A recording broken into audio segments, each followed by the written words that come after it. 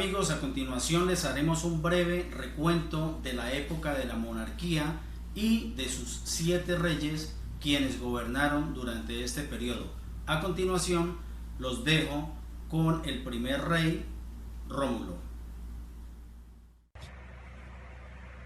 Rómulo es conocido como el primer rey del primer periodo de la monarquía romana, también por ser el creador de la ciudad de Roma cuando decide fundarla sobre el monte Palatino en el año 753 a.C. Una vez que la ciudad de Roma ya estuvo creada, comienza el proceso poblacional, que consistía en la llegada de todo tipo de personas: gente libre, esclavos, prófugos de la justicia, hasta refugiados. Todos eran bienvenidos para echarla a andar. Como en un comienzo la ciudad de Roma o la población de Roma era mayormente masculina, Rómulo decide invitar a un festival o a unas fiestas a todas las tribus vecinas. En esa fiesta él secuestra a las mujeres jóvenes de las tribus para que intimidaran y se reprodujeran con los varones romanos. A esto se le conoce como la violación de las Sabinas. Después de ello, la población de los sabinos deciden declararle la guerra a Roma. Pero las mujeres interceden, las mujeres de los romanos, para que no hubiese derramamiento de sangre, porque pues ellas no querían perder a sus padres o a sus hermanos en caso de que ganaran los romanos, y pues tampoco querían perder a sus esposos ni a sus hijos en caso de que ganaran los sabinos. Entonces el rey Rómulo decide formar una diarquía junto con el rey Sabino, aunque esta no dura mucho por la muerte del último. Después de la muerte del rey Sabino, pues Rómulo queda gobernando solo y decide seleccionar a 100 de los hombres más nobles para formar el Senado de los romanos. Esto como un consultivo para el rey. Estos hombres fueron llamados padres y sus descendientes fueron llamados patricios. Después de 38 años de reinado, Rómulo habría librado numerosas batallas, extendiendo la influencia de Roma por todo el Lacio y otras como áreas circundantes. También pues sería recordado como el primer gran conquistador, así como uno de los hombres más devotos. A Rómulo se le recuerda después de su muerte a los 54 años de edad como el dios de la guerra, Quirino, y sirve no solo como uno de los 3 principales dioses de Roma, sino que también como la imagen divinizada de la ciudad de Roma. Hola, ¿qué tal? Mi nombre es Samantha Soto. Como ya les dijo mi compañero, el día de hoy voy a hablarles acerca del segundo rey de Roma de la dinastía latina. Numa Pompilio fue el segundo rey de Roma llamado el Piadoso. Nació en la ciudad sabina de Cures hacia el año 754 a.C. y muerto en Roma en el año 671 a.C.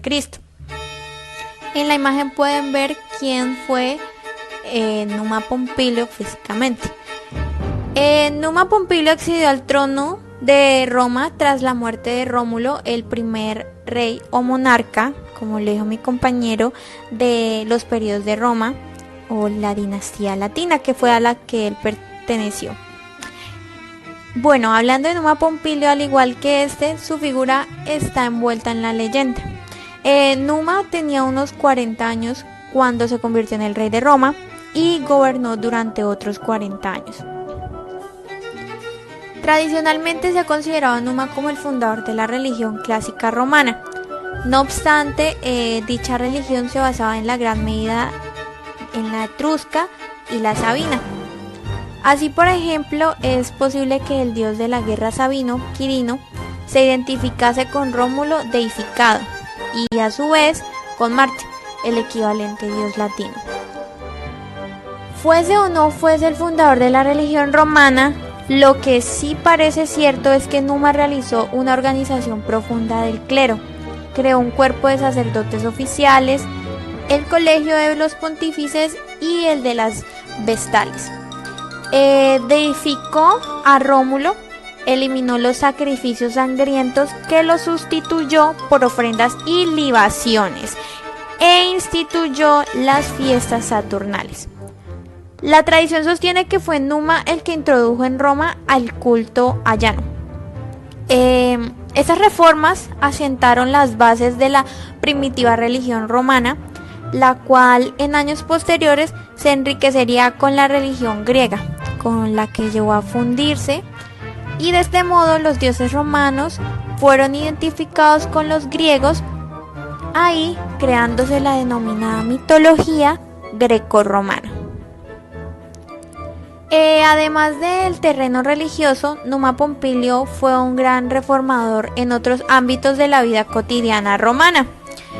En este sentido, estableció un nuevo rito de matrimonio, reformó el calendario, añadió 2 meses a los 10 que componían el calendario civil de Rómulo, y además en su reinado se produjo la división entre días fastos, que son los días festivos, y los nefastos, que son los días en los que no estaba permitido administrar justicia ni realizar actos públicos. Pero sobre todo, Numa Pompilio realizó la primera ampliación de la ciudad de Roma, ya que el número de sus habitantes había crecido considerablemente desde los tiempos de Rómulo.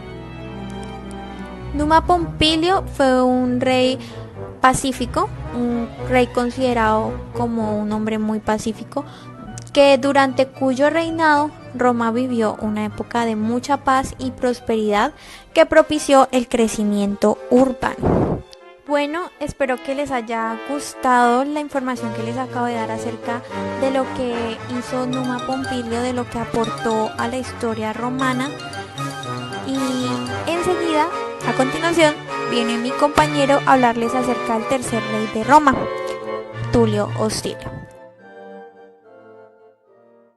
Desde el principio se dedicó a decretarle guerras a los vecinos. Entonces Tulio lo que hizo fue fortalecer su ejército, les dio armaduras, armamento sofisticado para la fecha, y incrementó el ejército. Cuando ya tenía su ejército preparado, le decretó la guerra a la primera población, que se llamaba Alba Lonja. Eso lo hizo en el año de 667 a.C.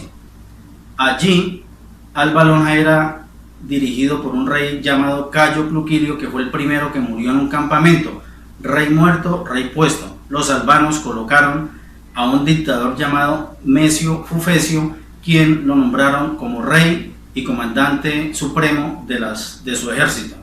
Este dictador trató de hablar con los romanos para hacer las paces, pero en resumidas cuentas, Alba Lonja a lo último le tocó someterse a los romanos. ¿Qué hizo entonces el rey Tulio Hostilio?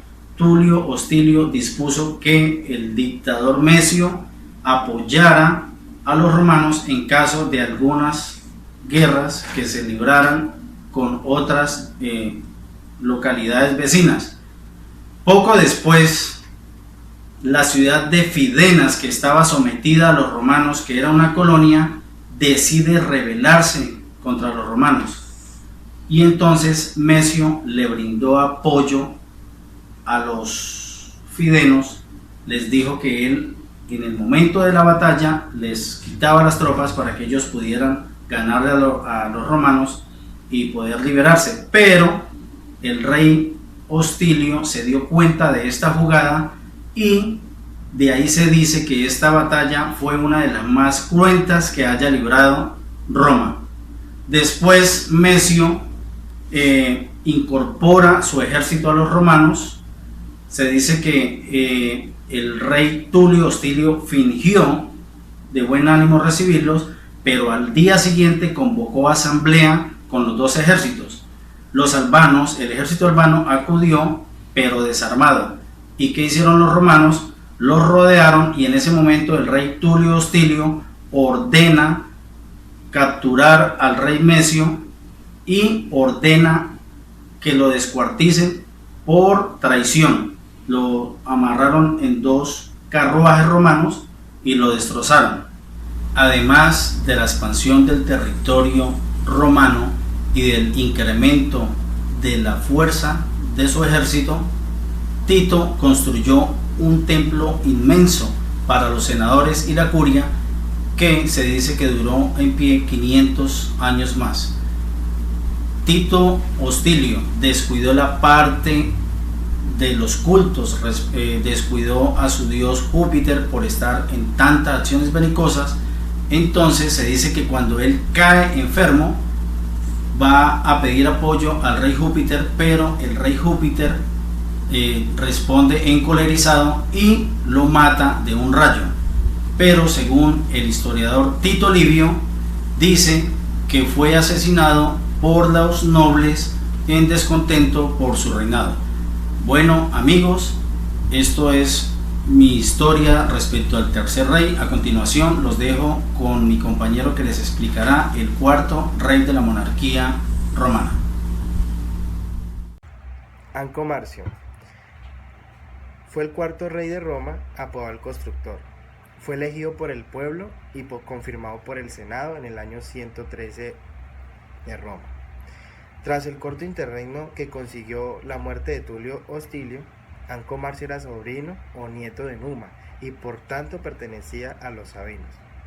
Según la tradición romana, Anco Marcio realizó grandes obras públicas, amplió los límites de la ciudad de Roma y fue un gran general victorioso, pero como en muchos otros casos, en la biografía de Anco Marcio la historia se funde con la leyenda. Luchó contra varios pueblos de la Italia central, tales como los latinos, los bellos, los sabinos o los volscos. Los volscos, la tradición dicta que los venció a todos y que con los cautivos y derrotados aumentó la población de Roma. El aumento de la población obligó a ampliar las fronteras de la ciudad. Esta nueva población fue asentada en el monte Aventino, con que dicho monte se convirtió en la quinta colina de Roma. Los pobladores del Aventino no gozaron los mismos derechos que el resto de los romanos. En realidad no podían ocupar cargos en la administración ni acceder al Senado. Se constituyeron en una nueva clase social, la plebe. Los éxitos de Anco Marcio, muy puestos en duda, la historiografía, se encontraron en el problema de los etruscos, un pueblo mejor organizado, más desarrollado y militarmente más poderoso que los romanos. Es precisamente por esto que los muchos investigadores ponen en duda las pretendidas conquistas militares de Anco Marcio y se inclinan por pensar en alianzas defensivas frente al poder etrusco. Fuera como fuese, es cierto, solo la desunción de las ciudades etruscas evitó que Roma fuese conquistada y permitió que la ciudad del Tíber se desarrollara. En lo referente a las obras públicas, construyó varios templos, entre ellos uno dedicado a Júpiter.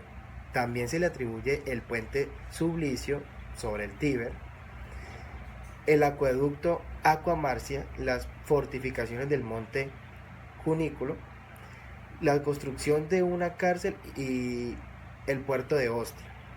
La apertura de Ostia permitió a Roma participar en el comercio entre Sicilia y Cartago. Puso en explotación las salinas cercanas a Roma, lo que le permitió descubrir sal entre el pueblo. Anco Marcio también realizó algunas reformas sociales. Por ejemplo, impulsó el culto a las divinidades romanas. Además, distinguió entre delitos públicos y privados.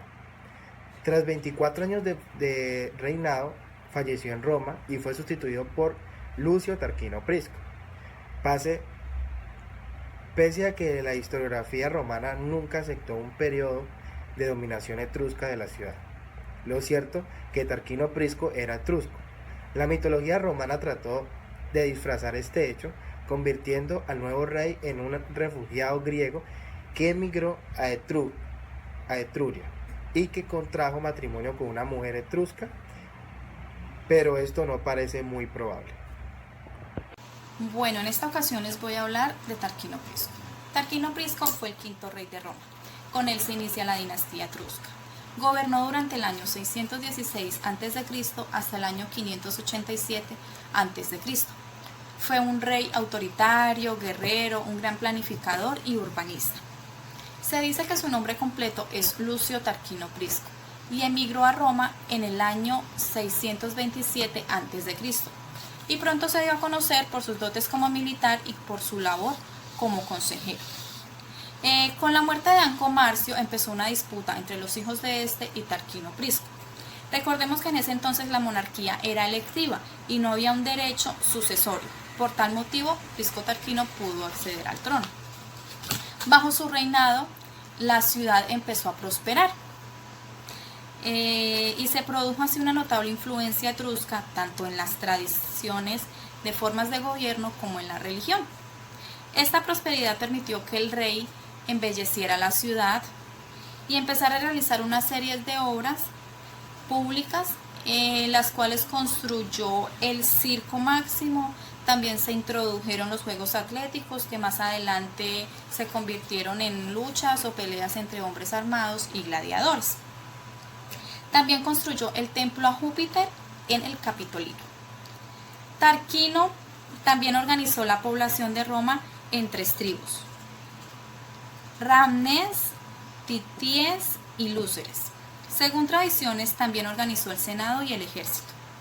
Pese a todas sus reformas y actuaciones militares, contaba con un grupo de oposición que lo lideraban los hijos de Anco Marcio, los cuales dirigieron un complot para acabar con su vida.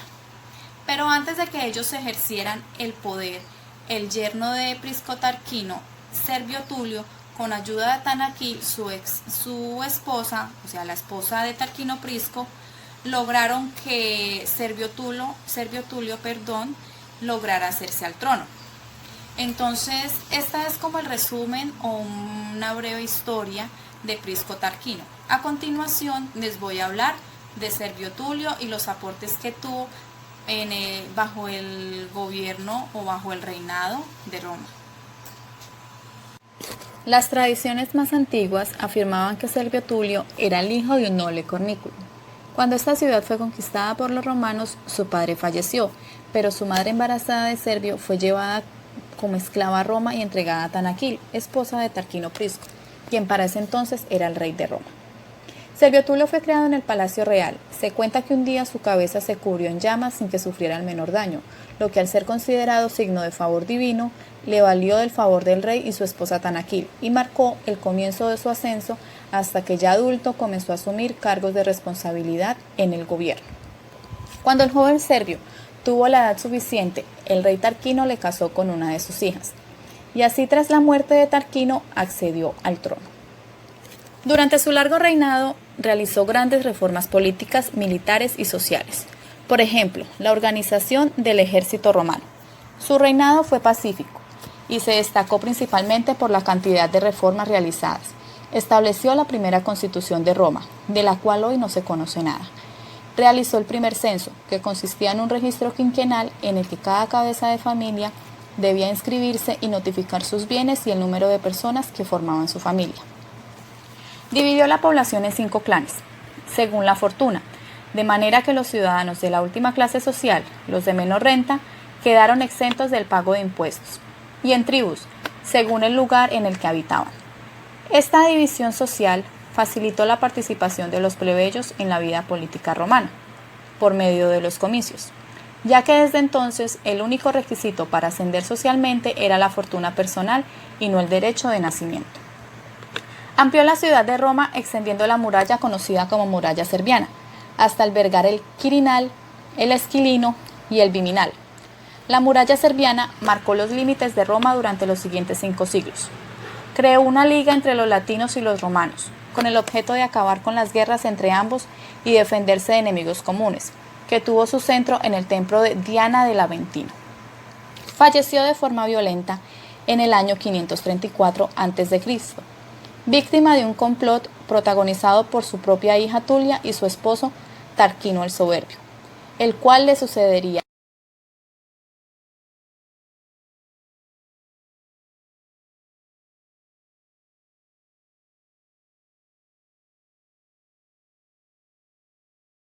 Bueno, muy bien, terminaremos este interesante recorrido hablando y conociendo un poco sobre Lucio Tarquino el Soberbio.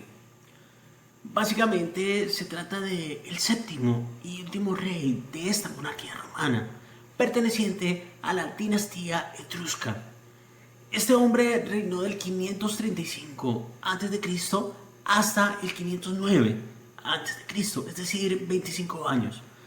Se cree que fue descendiente de Lucio Tarquino Prisco y a su vez yerno de Servio Tulio, que también al parecer asesinó por quedarse con el poder de este reino romano. Gobernó además despótica y autoritariamente, según la historia romana, siendo un hombre tirano y dictador. Su caída confluye con la violación carnal que comete un hijo de este rey llamado Sexto Tarquino contra Lucrecia, hija de una importante familia noble de ese reino romano. Este rey niveló la cima de la roca, retirando de ella altares construidos por los sabinos y construyó un templo dedicado a Júpiter Capitolino. El matrimonio de su hijo con la hija de Octavio Mamilio de Tusculum le generó asistencia segura en el campo, es decir, en el agro. Tarquino el Soberbio se caracterizó por ejercer violencia y por el derramamiento de sangre. No fue muy querido por eso. Posteriormente, a pesar de esa situación, intentó varias veces retomar el reino luego de ser derrocado, pero no le fue posible. Terminó buscando asilo, como tal, con un hombre también tirano. Paradójicamente, se trató de Aristodemo de Cumas, donde finalmente Lucio Tarquino expiró. Oh, I know that you go my